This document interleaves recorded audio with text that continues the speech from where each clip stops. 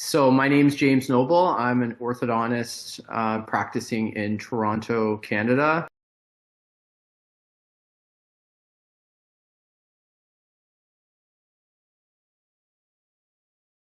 I would say two things. One is I've been practicing for almost 20 years, and certainly there's been a rise in the corporatization of orthodontics.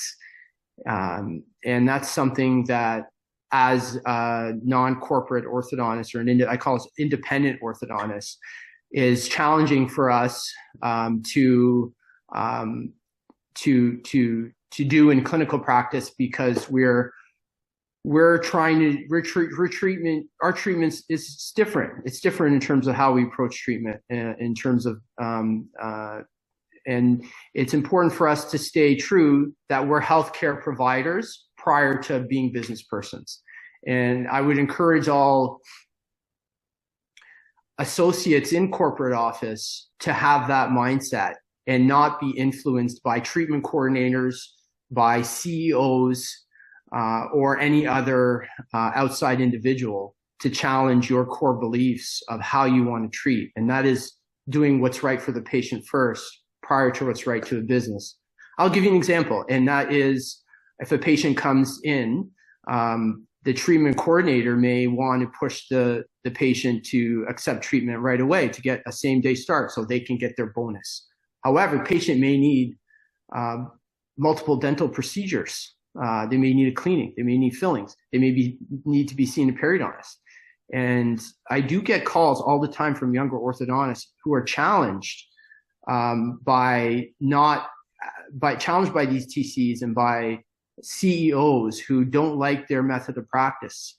And in that case, they need to depart from that type of practice because that's not, you can't be a doctor if you can't follow healthcare before business.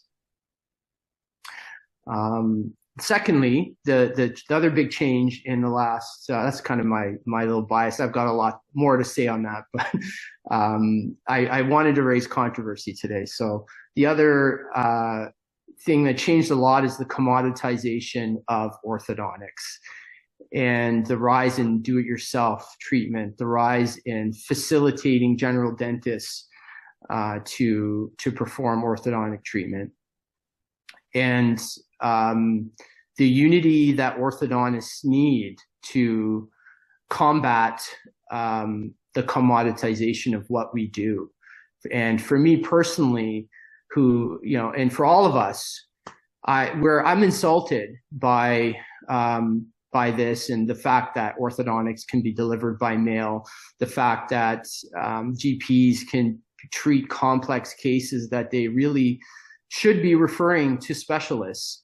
I mean, we study so hard for so many years to become orthodontists, and the only ones to really kind of stand up and protect the specialty is us. And we really need to be united in order to say, no, it's wrong. You can't treat cases by mail. You need to have X, Y, Z done. There has to be standards to how we practice and standards for our results.